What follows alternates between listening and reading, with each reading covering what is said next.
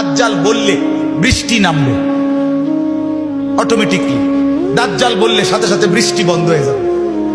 2 number, দাজ্জাল যেই কোনো জায়গা থেকে বললে স্বর্ণ রৌপ্য বের হবে খনির মতো, দাজ্জাল বললে সেটা আবার নিশ্চিহ্ন হয়ে যাবে।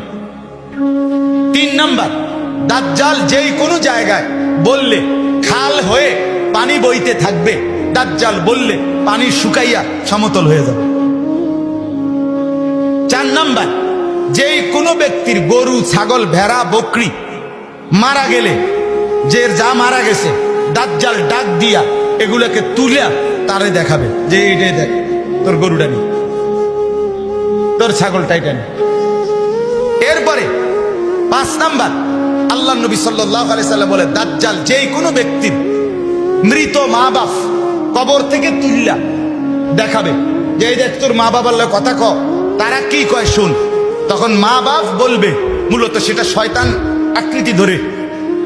নবীজি বলছেন মা বাপ বলবে ইয়া বুনাইয়া ইন্নাহু রাব্বুক ফাত্তাবিউহু, নাউযুবিল্লাহ, এ তোর খোদা, এর অনুসরণ কর। আপন মা যদি এটা বলে, আপন বাপ যদি এটা বলে, মাথা ঠিক থাকবে তো? আল্লাহ নবী সাল্লাল্লাহু আলাইহি সাল্লাম বলেন দাজ্জাল আপনার কল্লা ফালাইয়া আবার জীবিত করে ফেলবে।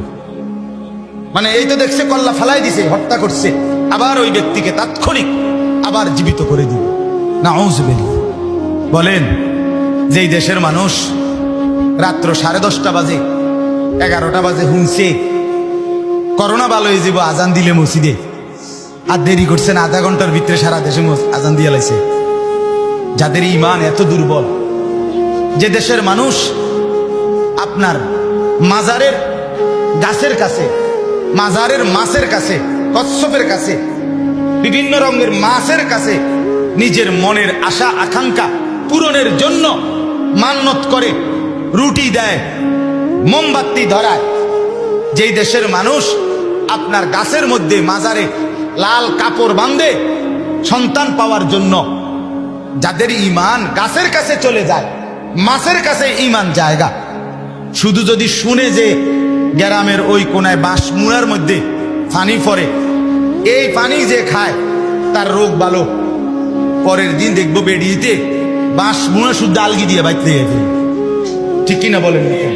সামান্য এটুকুতে যাদের ঈমান চলে যায়, তারা যখন এই কারবার দেখবে বৃষ্টি নামে বৃষ্টি বন্ধ হয়, পানি বয় পানি বন্ধ হয়, স্বর্ণরৌপ্য উঠে স্বর্ণরৌপ্য আবার চলে যায়, বাপ মা কথা কয়, গরু ছাগল জীবিত হয়, এতে বেড়া বিশেষ করে মহিলারা সবার আগে কবে আরে কিতারে কস এ বেটা খোদা না, তার খোদা আইব করতে, এতে বালা খোদা কই পাইবা, বলবে কিনা বলেন?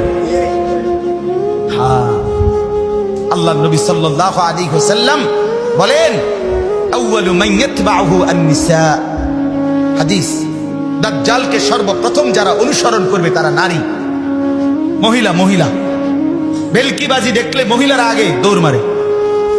যত মাজারে ভণ্ডামি বেশরামি হয়, যেখানে গান বাদ্য অশ্লীলতা বেহায়াপনা যতখানে আপনার হয়, দেখবেন সেখানে নারীর আড্ডা বেশি।